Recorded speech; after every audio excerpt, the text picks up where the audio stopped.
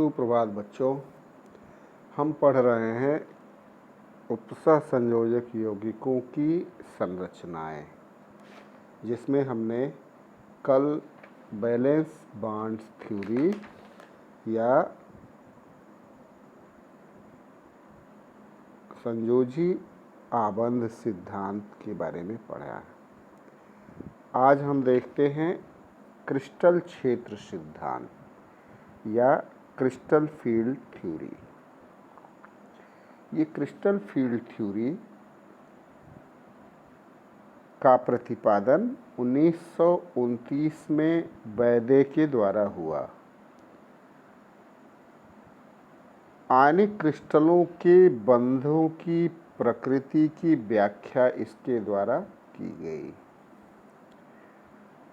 1932 में पैनी, स्लैप और वान ब्लैक द्वारा संक्रमण धातु आयनों तथा उनके संकरों के चुंबकीय व्यवहार की व्याख्या भी इस सिद्धांत के द्वारा की गई।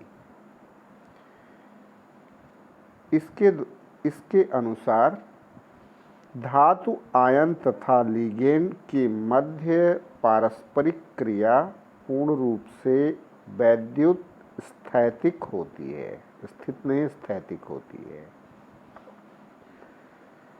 जब लिगेंड केंद्रीय धातु परमाणु अथवा आयन के संपर्क में आता है तो केंद्रीय धातु परमाणु के 5 अपभ्रष्ट d ऑर्बिटल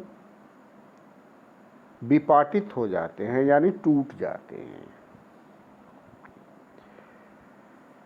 और इस प्रकार से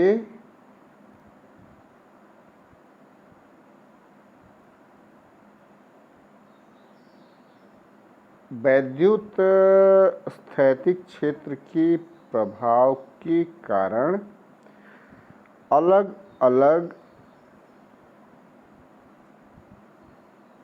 ऊर्जा स्तरों में विभक्त हो जाते हैं।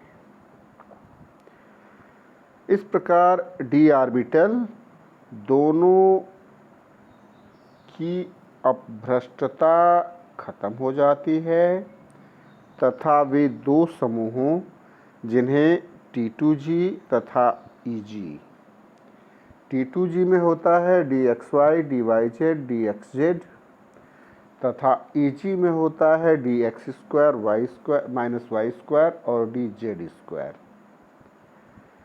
में विभक्त हो जाते हैं। यह विपाटन या यह जो विभाजन है वह संकर आयनों की प्रकृति पर निर्भर करता है। इनके मध्य जो ऊर्जा का अंतराल होता है वो लगभग 10 dQ होता है और इसे डेल्टा से प्रदर्शित करते हैं तथा स्पेक्ट्रोस्कोपी के द्वारा इस ऊर्जा स्तर का या अंतर का पता लगाते हैं। इन ऑर्बिटलों में यानी d ऑर्बिटलों में इलेक्ट्रॉनों का प्रवेश हुंड के नियमानुसार होता है, भिन्न नहीं बल्कि हुंड के नियमानुसार होता है। अब इसकी प्रमुख विशेषताएं क्या हैं? नंबर 1, एक संकर यौगिक में केंद्रीय धातु परमाणु अथवा आयन अनेक परमाणुओं अथवा परमाणु समूहों द्वारा घिरा रहता है, जिन्हें लिगेंड कहते हैं। नंबर 2, लिगेंड आवेशित में ऋणावेशित होंगे, जैसे फ्लोराइड, क्लोराइड, साइनाइड, अथवा उदासीन अणु हैं जिनमें इलेक्ट्रॉनों के एकाकी युग्म उपस्थित हो सकते हैं या होते हैं। उदासीन लिगेंड जैसे H2O है, NH3 है, एथिलीन डाइएमीन है, ग्लाइकोजन है इत्यादि। इनमें सर्वाधिक विद्युत ऋणायन केंद्रीय धातु परमाणु की ओर दिष्ट होता है। नंबर 3 है धातु आयन तथा लिगेंड दोनों ही बिंदु आवेश की भांति कार्य करते हैं। धातु के इलेक्ट्रॉन तथा लिगेंड के मध्य पारस्परिक क्रिया पूर्णतया वैद्युत स्थैतिक होती है। अगला पॉइंट है लिगेंडों के केंद्रीय धातु परमाणु के संपर्क में आते ही धातु परमाणु तथा लिगेंडों के इलेक्ट्रॉन एक दूसरे को प्रतिकर्षित करते हैं, जिससे डी ऑर्बिटलों का विपाटन हो जाता है। यहाँ पे दीपक सको नहीं है, डी ऑर्बिटलों है। डी ऑर्बिटलों का विपाटन हो जाता है या विभाजन हो जाता है।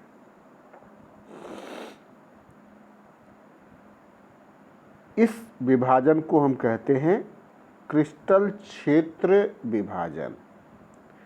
लिगेंड की दिशा में स्थित डी ऑर्बिटल लिगेंडों के मध्य स्थित ऑर्बिटलों की तुलना में अधिक प्रभावित होते हैं।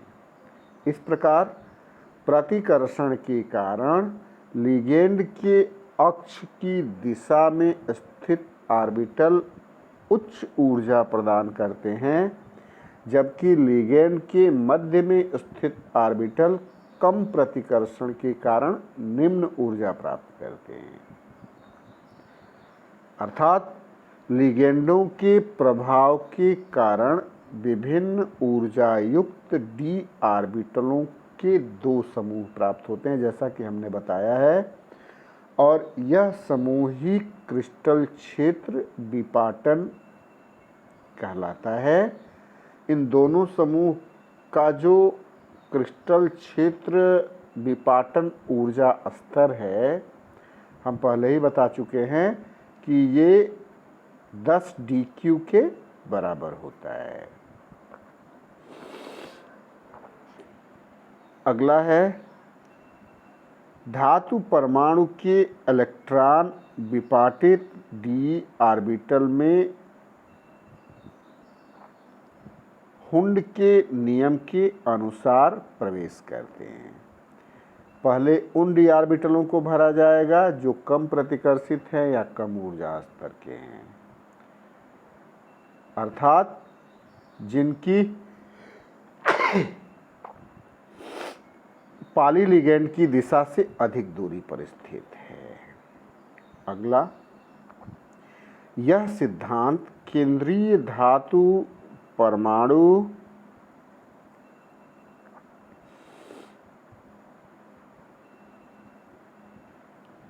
तथा लिगेंड के ऑर्बिटलों के मध्य किसी भी प्रकार के अतिव्यापन पर विचार नहीं करता है। अर्थात संकर यौगिकों में किसी भी प्रकार के उपसह संयोजक लक्षणों का पूर्ण रूप से विरोध करता है। 7वां है संकरों के स्थायित्व का परिमाणात्मक आकलन क्रिस्टल क्षेत्र स्थायीकरण ऊर्जा द्वारा किया जा सकता है। तो यह है क्रिस्टल क्षेत्र सिद्धांत। अब देखते हैं इसके आधार पर कुछ यौगिकों की संरचनाएं। जैसे अष्टफलकीय यौगिक है, इनमें 6 लिगेंड होते हैं और ये 6 लिगेंड एक अष्टफलक के 6 शीर्षों पर स्थित होंगे। परमाणु केंद्र में होगा। यहाँ पर इस संरचना में आप देख सकते हैं, यहाँ पे ये मेटल है और 6 किनारों पर इस प्रकार से ये 4 हुआ, ये 5 और इधर की तरफ 6। 5 डी ऑर्बिटलों में से D X square Y square minus Y square और डी जेड स्क्वायर अक्षीय होते हैं तथा इन पर इलेक्ट्रॉनिक घनत्व अधिकतम होता है। शेष तीन D X Y D Y Z और डी एक्स जेड समतलीय ऑर्बिटल हैं और इनमें इलेक्ट्रॉन घनत्व तलों में अधिकतम होता है। चित्र में जैसा कि दिखाया गया है, डी एक्स स्क्वायर और D X square minus Y square और डी जेड स्क्वायर ठीक आमने सामने हैं, जबकि D X Y D Y Z और डी एक्स जेड धातु लिगेंड बंद अक्षों के बीच में स्थित होते हैं। डी जेड स्क्वायर और D X square minus Y square में अधिकतम प्रतिकर्षण होता है, जिसके परिणाम स्वरूप इनकी ऑर्बिटलों की ऊर्जाएं अन्य डी ऑर्बिटलों की तुलना में अधिक हो जाती है तथा 5 डीजेनरेट डी ऑर्बिटल दो समूहों में यानी T2G और EG में कन्वर्ट हो जाते हैं।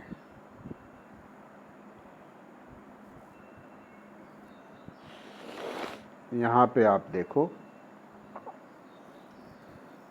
ये 5 डी ऑर्बिटल हैं। ये पांचों डी ऑर्बिटल पहले डीजेनरेट डी ऑर्बिटल में कन्वर्ट होते हैं और उसके बाद ये T2G है जिसमें डी एक्स वाई जेड और डी एक्स जेड है और D X square minus Y square और वाई स्क्वायर। इनके बीच का जो ऊर्जा अंतर है, जिसको मैंने 10dq बताया था, ये इन डीजेनरेट ऑर्बिटलों का विपाटन है। ये दो क्षेत्र में टूट जाते हैं। अब इनमें D X Y D Y Z और डी एक्स जेड, इनमें जो ऊर्जा स्थायित्व है वो 6dq के करीब है और जो ऊपर के हैं D X square minus Y square और डी जेड स्क्वायर, इनके लिए 0.4। यहाँ पे T2G की ऊर्जा कम है और EG की ऊर्जा अधिक दर्शाई गई है। इस श्रेणी को इलेक्ट्रोकेमिकल श्रेणी कहा जाता है तथा यह प्रायोगिक तथ्यों के आधार पर दर्शाया जाता है। लिगेंडों की प्रबलता के क्रम के आधार पर डी ऑर्बिटलों में इलेक्ट्रॉनों के भरने का क्रम निश्चित होता है। इनकी जो प्रबलता का क्रम है वो iodine is lower than bromide ion is lower than thiocyanate ion is lower than chloride ion is lower than sulfide ion is lower than fluoride ion is lower than hydroxide ion is lower than oxalate ion। उसके बाद पूरे उदासीन ligand हैं।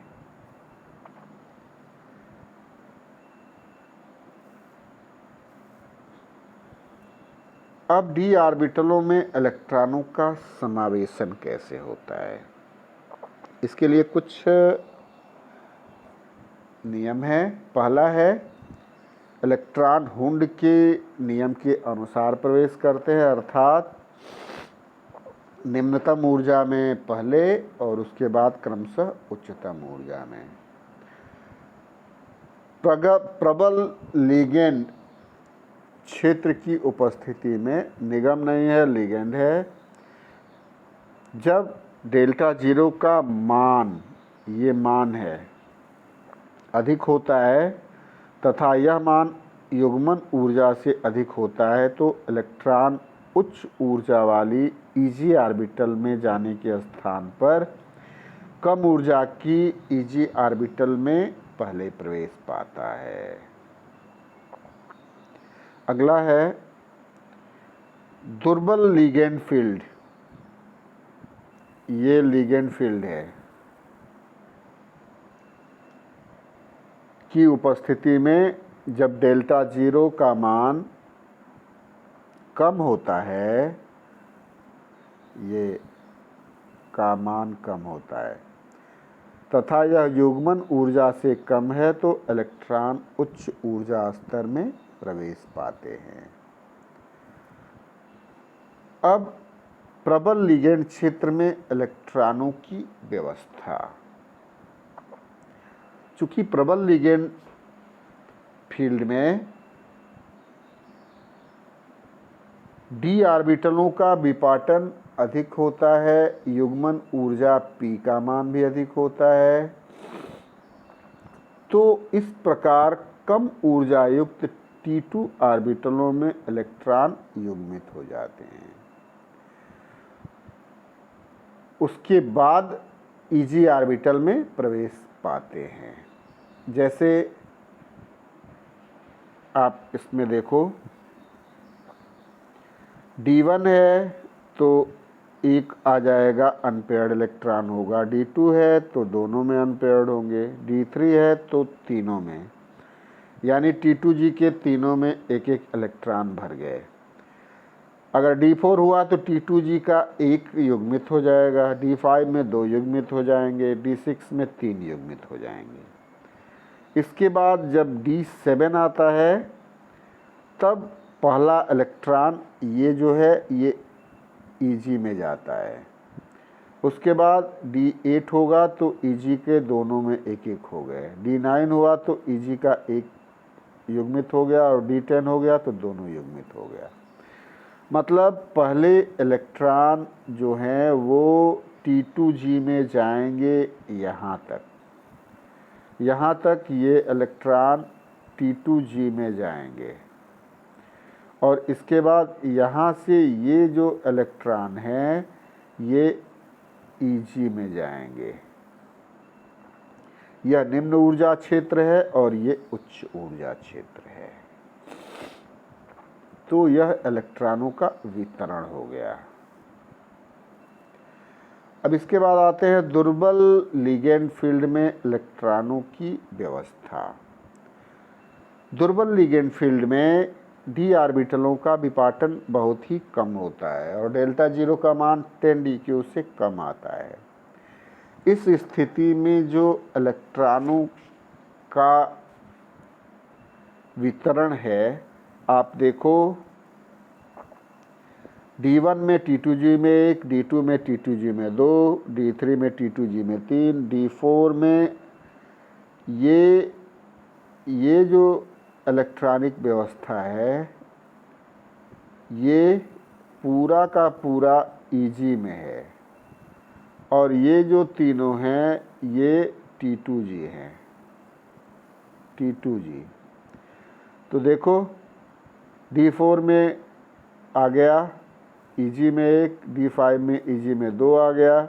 इसके बाद अब युग्मन शुरू होता है D6 से, यहाँ भरा, यहाँ भरा, यहाँ भरा, यहाँ भरा और यहाँ भरा।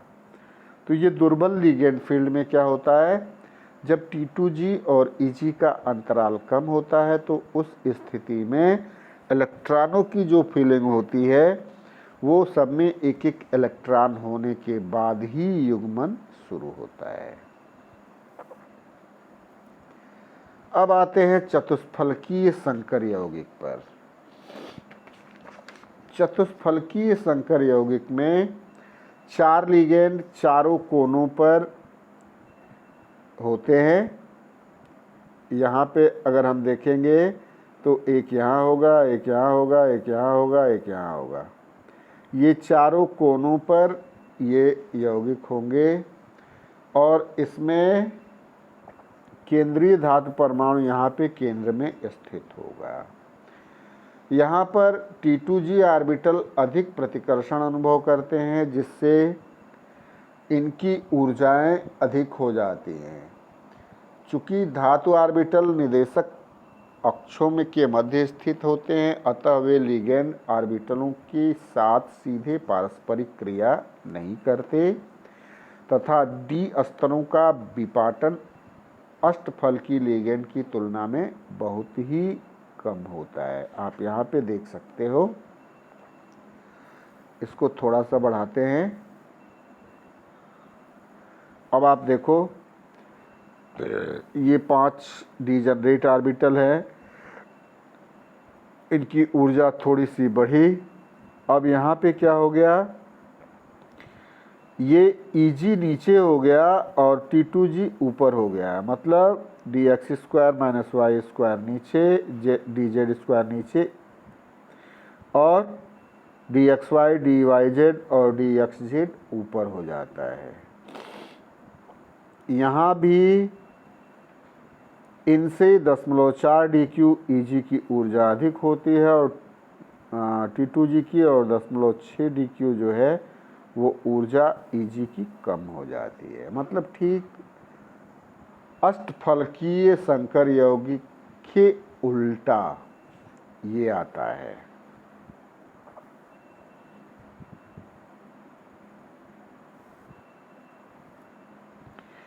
अब उपसह संयोजक यौगिकों के रंग। चूँकि रंग का एक विस्तृत रेंज है और दृश्य प्रकाश की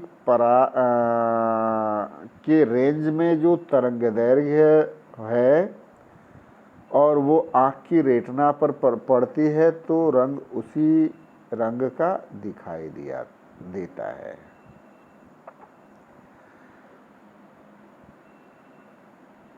किसी संकर यौगिक के द्वारा प्रदर्शित प्रकाश पूरक रंग होता है, जो आंशिक रूप से परावर्तित प्रकाश में उपस्थित तरंगदैर्घ्यों से उत्पन्न होता है। जैसे यदि कोई यौगिक नीला प्रकाश अवशोषित करता है तो वह लाल रंग का अपना प्रदर्शित करेगा।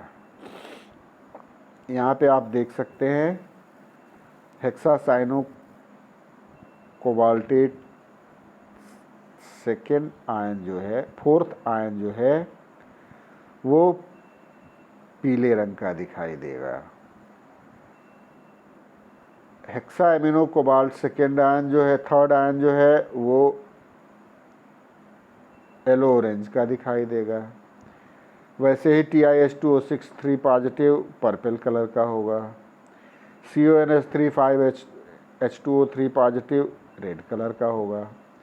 COCl NH3 5 2 positive violet colour का होगा। और टेट्राएक्यो कापर सेकेंड आयन जो होगा वो नीले रंग का होगा। तो वो ये जिस रंग के प्रकाश की तरंगदैर्घ्य का परावर्तन करते हैं उसी रंग के ये दिखाई देते हैं। अब इसकी सीमाएं क्या है? नंबर 1, धातु लिगैंड की पारस्परिक क्रिया पूर्ण रूप से वैद्युतस्थैतिक होती है, जो विश्वसनीय नहीं है। इसमें केवल डी ऑर्बिटलों का विपाटन ही पढ़ा जाता है। डी कक्षकों ना है, डी ऑर्बिटलों है। एस और पी कक्षकों की स्थिति पर कोई विचार नहीं होता है। नंबर 3, क्योंकि एक निश्चित लेकिन अधिक विपाटन होता है,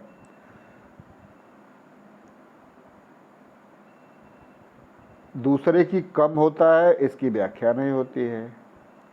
तथा यह सिद्धांत पाई बंध की संभावना को महत्व नहीं देता तथा ऑर्बिटलों का उनकी पारस्परिक क्रिया से संबंधित गुणों की व्याख्या नहीं की जाती है। ये क्रिस्टल क्षेत्र की सीमाएं हैं। तो ये था क्रिस्टल क्षेत्र सिद्धांत या क्रिस्टल फील्ड थ्योरी। तो इस प्रकार से जो फर्स्ट पार्ट है आपका वो आज ख़त्म होता है। कल से हम सेकेंड पार्ट शुरू करेंगे कार्बनिक रसायन वाला, जिसमें हमने एल्केनों के हैलोजन व्युत्पन्नों वाला अध्याय पहले ही पढ़ा दिया है। अब हम उसमें शुरू करेंगे एल्कोहल, फिनाल और ईथर। आज के लिए इतना ही। धन्यवाद।